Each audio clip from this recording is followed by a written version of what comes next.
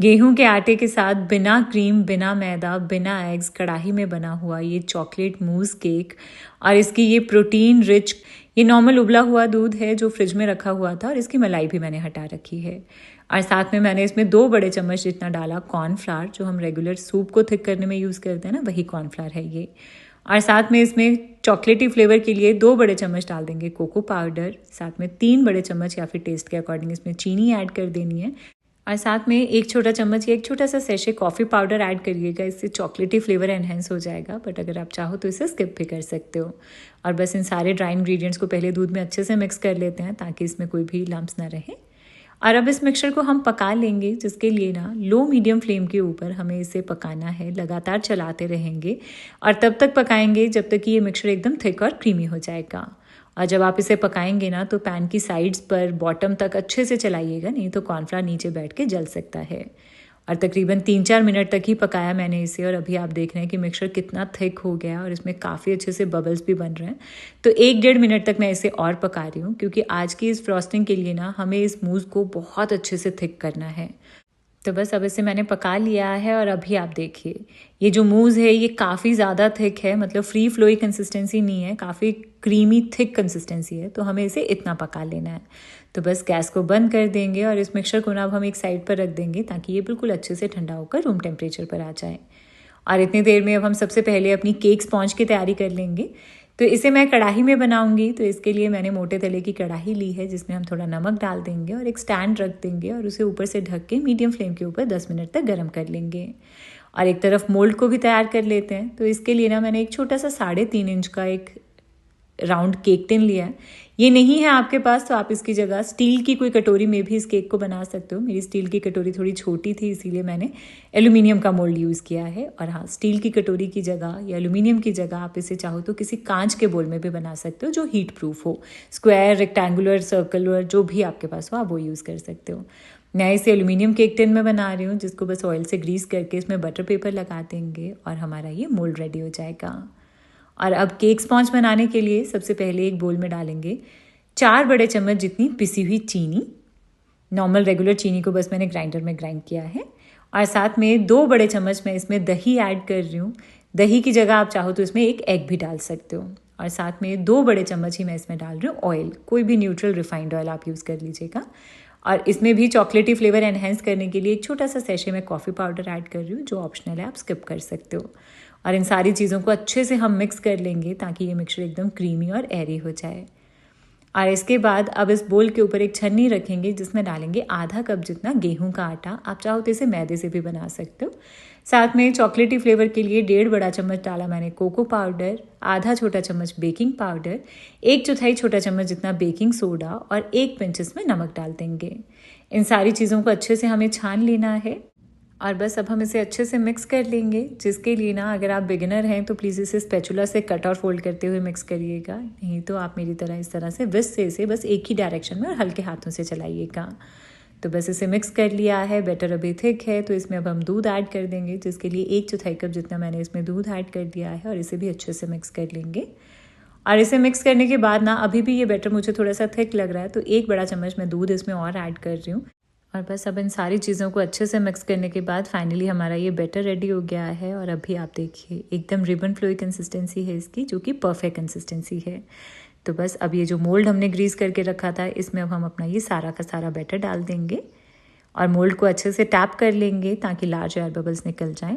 तो mould ready है। और इधर अब हमने ये जो कढ़ाई गर्म होने के लिए रखी थी ये भी काफ़ी अच्छे से गर्म हो गई है।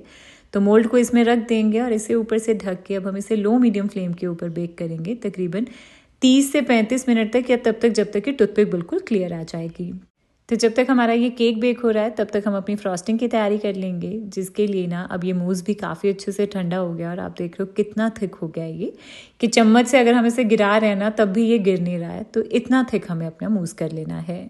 और इसके बाद अब फ्रॉस्टिंग बनाने के लिए सबसे पहले एक ब्लेंडर जार लेंगे और इसमें हम डालेंगे पनीर। जी हाँ, पनीर से बनेगी आज की ये फ्रॉस्टिंग। तो इसके लिए मैंने अपना ये 100 ग्राम जितना होममेड पनीर लिया और आपने देखा कि कितना सॉफ्ट बना है ये। घर पर अगर आपको पनीर बनाना सीखना है ना तो प्लीज़ कमेंट सेक्शन में पनीर लिख दीजिएगा, मैं रेसिपी शेयर कर दूँगी। और इसी के साथ अब ये जितना भी चॉकलेट मूस हमने बनाया था ना, ये सारा का सारा हम इसमें डाल देंगे और बस इन दोनों चीज़ों को हमें अच्छे से ब्लेंड कर लेना है और ये हमारा एक स्मूथ सा मिक्सचर बनकर रेडी हो जाएगा। आप देख रहे हो कितना यमी लग रहा है ये मिक्सचर। बट अभी ये आपको थोड़ा सा फ्लोई लगेगा, आपको लगेगा कि इससे फ्रॉस्टिंग कैसे होगी, बट कोई प्रॉब्लम नहीं है। इसे ना अब हम एक बोल में निकाल के फ्रिज में रख देंगे। तकरीबन 1-1.5 घंटे में ना आप देखेंगे कि ये मिक्सचर जो फ्लोई लग रहा है ना अभी आपको, ये अच्छे से सेट होके एक पाइपेबल कंसिस्टेंसी में आ जाएगा। अगर टाइम कम है तो फ्रीज़र में रख दीजिएगा, वैसे मैं तो इसे फ्रिज में ही रख रही हूँ। और इसके बाद अब हम चलेंगे अपने केक की तरफ, जिसके लिए अब मुझे 32 मिनट हो गए हैं इसे बेक करते हुए। पहले भी मैंने 1-2 बार इसे चेक किया था, तब टूथपिक गीली आ रही थी, बट अभी आप देख रहे हैं कि टूथपिक कम्प्लीटली क्लियर है। इसका मतलब है कि हमारा केक स्पॉन्ज अच्छे से बेक हो गया है। तो बस अब हम इस मोल्ड को निकाल कर एक साइड पर रख देते हैं ताकि ये केक ना पहले पूरा अच्छे से ठंडा हो जाए। तो थोड़ी देर के बाद अब हमारा ये केक थोड़ा सा ठंडा हो गया है। अब इसे डीमोल्ड कर लेंगे, जिसके लिए चाकू से बस साइड्स को अलग कर लेना है और इसे उल्टा करके निकाल लेंगे। एक्चुअली मेरा ये केक ना अभी पूरी तरह से ठंडा नहीं था, बट मुझे ना पता नहीं क्यों मुझमें पेशेंस बहुत कम है, इसी वजह से ये केक थोड़ा सा टूट भी गया साइड से, बट कोई प्रॉब्लम नहीं, इतना हम चला लेंगे। वैसे आप केक का टेक्स्चर देखिए, एकदम परफेक्ट सॉफ्ट स्पॉन्जी जालीदार बना है ये। तो बस हमारी केक स्पॉन्ज रेडी है। अब हम सबसे पहले अपने इस केक स्पॉन्ज को ना लेयर्स में कट कर लेते हैं, जिसके लिए सबसे पहले ऊपर का ये जो अनइवन पार्ट है ना बल्जिंग वाला, इसे मैं हटा रही हूँ और इसके अंदर का टेक्सचर देखिए आप, केक एकदम जालीदार बना है ना। तो बस अब इस केक को मैं 3 लेयर्स में कट कर रही हूँ। आप इसे थ्रेड के साथ कट कर दो या फिर नाइफ के साथ, जैसे भी आप कंफर्टेबल हो, और आपका ये केक 3 लेयर्स में इस तरीके से कट जाएगा। इसके बाद अब ये जो फ्रॉस्टिंग हमने फ्रिज में रखी थी, अभी आप इसका टेक्सचर देखिए, ये थिक हो गई है ना, पहले से जो फ्लोई कंसिस्टेंसी में थी ये एकदम अच्छे से थिक हो गई है। तो अब ये पाइपेबल कंसिस्टेंसी में आ गई है। तो हमें इस तरीके की फ्रॉस्टिंग चाहिए। तो बस अब केक की आइसिंग करनी है, जिसके लिए सबसे पहले थोड़ी सी आइसिंग लगाइए और रखिए केक की स्पॉन्ज, और इसे हम मॉइस्ट करेंगे, जिसके लिए मैंने यहाँ पर पानी में थोड़ी सी बस चीनी को घोल लिया है और इस शुगर सिरप के साथ इसे अच्छे से मॉइस्ट करके अब इसके ऊपर लगाएंगे हम अपनी ये प्रोटीन रिच फ्रॉस्टिंग। और काफ़ी सारी क्वांटिटी में ये लगा रही हूँ मैं इसकी। और इसके ऊपर अब हम अपनी केक की सेकंड लेयर रखेंगे और इन सारे स्टेप्स को बस रिपीट करेंगे। अच्छा, आज ना मुझसे एक गड़बड़ हुई है। सबसे पहली ये कि स्पॉन्ज पूरे अच्छे से ठंडी नहीं थी, और जो फ्रॉस्टिंग थी ना उसे भी मैंने थोड़ी देर के लिए रखा था फ्रिज में। तो आपके पास टाइम होना तो आप ज़्यादा से ज़्यादा फ्रॉस्टिंग को फ्रिज में रखिएगा, जिससे ये ज़्यादा अच्छे से थिक हो जाए। मतलब जितनी मैंने थिक किया उससे भी थोड़ी ज़्यादा थिक हो जाएगी तो ज़्यादा बेटर है। बट मुझे आज थोड़ी सी जल्दी थी क्योंकि थोड़े और काम भी थे आज मुझे करने वाले। तो बस मैंने जैसे तैसे इस केक को मैनेज करके अब इसको थोड़ी देर के लिए मैं फ्रिज में रख रही हूँ ताकि ये फ्रॉस्टिंग थोड़ी अच्छे से सेट हो जाए। और इसके बाद जब ये बाहर की फ्रॉस्टिंग थोड़ी अब अच्छे से सेट हो जाएगी ना, तब इसके बाद इसकी फाइनल गार्निशिंग के लिए अब ये जो बचा हुआ केक था ना इधर उधर से टूटा हुआ, ऊपर से निकाला हुआ, इसको मैंने क्रम्बल कर लिया हाथों से ही, और साइड्स को ना मैं इसी क्रम्बल केक से कवर कर रही हूँ। आप जैसे चाहो अपने केक को गार्निश कर सकते हो।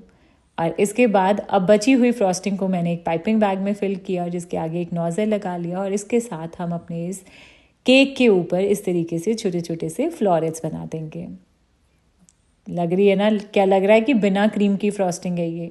और जितने अच्छे से आप इसे सेट करेंगे ना, उतना ही अच्छे से आप इसे मैनेज भी कर पाएंगे। और बस फाइनल गार्निशिंग के लिए ऊपर से मैं थोड़े से गोल्डन पर्ल्स डाल रही हूँ इसके ऊपर। और फाइनली रेडी हो गया आज का हमारा ये बिना क्रीम के, बिना मैदा के बना हुआ प्रोटीन रिच फ्रॉस्टिंग वाला ये चॉकलेट केक।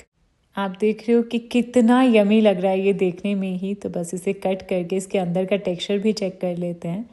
वाओ, आप देख रहे हो इसकी लेयरिंग कितनी ज़्यादा अच्छी लग रही है। क्या इसे देखने पर आपको लग रहा है कि इस केक में कोई क्रीम हमने यूज़ नहीं की है? इनफैक्ट पनीर के साथ हमने इसकी ये फ्रॉस्टिंग बनाई है और बहुत ही ज़्यादा यमी बनती है ये।